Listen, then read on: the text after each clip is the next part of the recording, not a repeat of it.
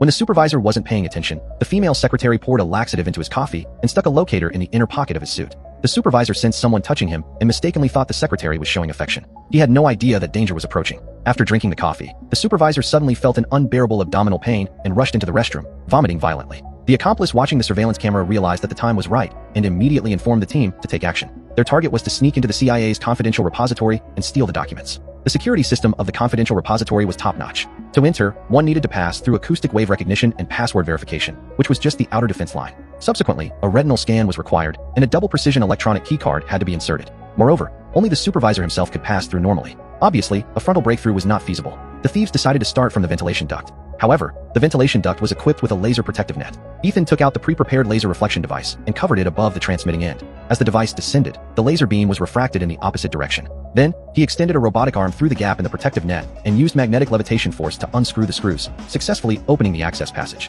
After entering, Ethan faced an even more troublesome security system. When there was no one on duty, the room automatically activated the sound detection and gravity induction alarms. Any slight sound or movement of touching the ground would trigger the alarm. With the assistance of his teammates, Ethan descended suspended in the air to the computer where the documents were stored. He held his breath and hung in midair, skillfully opening the computer and entering the password. After finding the target document, he inserted a disk and started copying it. At a crucial moment, a mouse suddenly scurried into the ventilation duct. When his teammate tried to avoid it, he accidentally let go of the rope, and Ethan instantly fell. Fortunately, his teammate was quick-eyed and caught the rope in time. Ethan's face was covered in cold sweat due to the shock, and the sweat beads kept falling. He was quick to catch the sweat beads and narrowly avoided triggering the alarm. After the document copying was completed, as soon as Ethan pulled out the disk, he received a warning that the supervisor was returning. Before the supervisor opened the door of the confidential room, his teammate pulled him back into the ventilation duct. In a hurry, a dagger dropped and stuck on the computer desk, but the sound didn't trigger the alarm. When the supervisor entered the room, he only saw the dagger on the desk. He looked up at the ventilation duct, but found nothing. When he opened the computer, he realized that the confidential documents had already disappeared without a trace.